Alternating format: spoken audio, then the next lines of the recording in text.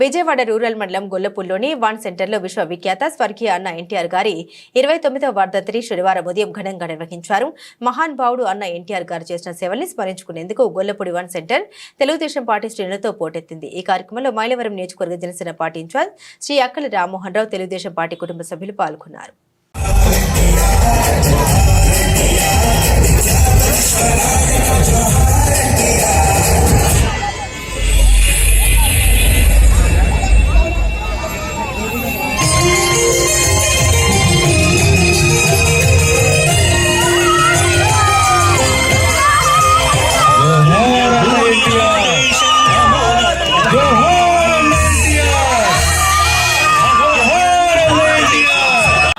ఈ రోజు అన్న నందమూరి తారక రామారావు గారి 29వ వర్ధంతి సందర్భంగా మనం అందరం కలవటం జరిగింది. ఈ భారతదేశ చరిత్రలో 1947 స్వాతంత్రం వచ్చిన తర్వాత పేదలను గుర్తించిన తొలి ముఖ్యమంత్రి ఆనాడు అన్న నందమూరి తారక రామారావు గారు.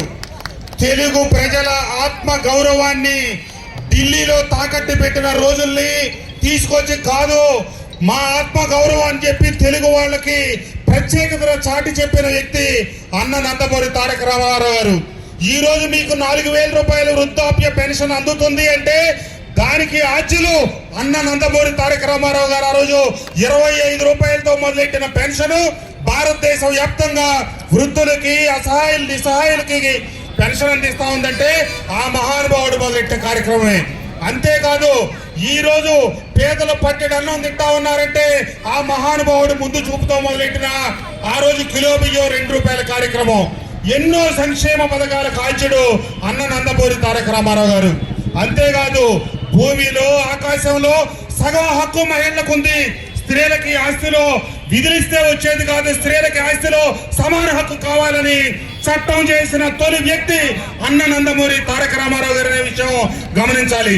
అంతేకాకుండా బడుగు బలహీన వర్గాలకి చట్టసభలలో 33% రిజర్వేషన్ కల్పించి ఈ రోజు అణగారిన వర్గాలు చట్టసభల్లో ప్రవేశించారంటే నందమూరి తారక రామారావు గారి పుణ్యమే అనే విషయాన్ని గమనించాలి. ఆయన ఎన్ని రోజులు ముఖ్యమంత్రిగా ఉన్నారనేది కాకుండా ఎన్ని వ్యవస్థలకి శ్రీకారం చుట్టారు. గత భూజూపు పట్టిన చట్టాలకి ప్రజలకి చేరువ చేయటం కోసం వాటన్నిటి దుమ్ము దులిపి నవ ఆంధ్రప్రదేశ్ కి, తెలుగు వాళ్ళకి నవ్యాంధ్ర పాలనకి శ్రీకారం చుట్టిన అన్న నందమూరి తారక రామారావు గారు చూపించిన బాటలోనే చంద్రబాబు నాయుడు గారు, ఈ రోజు యువ నాయకులు లోకేష్ గారు ఆ పథకాలన్నీ విస్తృతపరిచి విభజింపబడిన ఆంధ్రప్రదేశ్ కి అన్యాయం జరిగితే గత ప్రభుత్వ హయాంలో అభివృద్ధి దిశగా ఆంధ్రప్రదేశ్ వెళ్లాల్సి ఉంటే తిరోగమన దిశగా పంపిస్తే మీ అందరి అండదండలతో ఈ రోజు కూటమి ప్రభుత్వం అధికారంలోకి వచ్చి ఇటు సంక్షేమం, అటు అభివృద్ధి 2 కళ్లుగా ముందుకు సాగుతా ఉంది.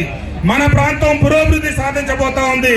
నిన్నే చంద్రబాబు నాయుడు గారి నాయకత్వంలో పట్టణ ప్రాంత ప్రజలకి 2 సెంట్లు, గ్రామీణ ప్రాంతం వాళ్ళకి 3 సెంట్లు, ఎవరికైతే ఇంటి పట్టాలు ఇవ్వలేదో వాళ్ళందరికీ అతి త్వరలో ఇచ్చేటట్టుగా కార్యాచరణ మొదలవుతా ఉందని చెప్పి తెలియజేస్తూ తప్పకుండా ఈ 29వ వర్ధంతి సందర్భంగా ఆ మహానుభావుడు ఏవైతే సంక్షేమ అభివృద్ధి కార్యక్రమాలకి శ్రీకారం చుట్టారో వారి అడుగుజాడల్లో నడుస్తామని, వారి అడుగుజాడల్లో నడుస్తూ వారు చూపించిన మార్గంలో పేదలకి అండగా ఉంటూ ఈ ప్రాంతాన్ని అభివృద్ధి చేయటమే ఆ మహానుభావుడికి మనం ఇచ్చే అసలైన నివాళి అని చెప్పి తెలియజేస్తూ తప్పకుండా మేమందరం కట్టుబడి ఈ గొల్లపూడి గ్రామం అన్న ఎన్టీ రామారావు గారికి ఇష్టమైన గ్రామం అని మన పద్మశేఖర్ గారు, సుబ్బారావు గారు చెప్పారు. కాబట్టి ఈ కొద్ది కాలంలోనే 4,70,00,000 రూపాయలు పెట్టి గ్రామంలో రోడ్లు కావచ్చు, డ్రైన్లు కావచ్చు, అభివృద్ధి కార్యక్రమాలు ప్రారంభించాం.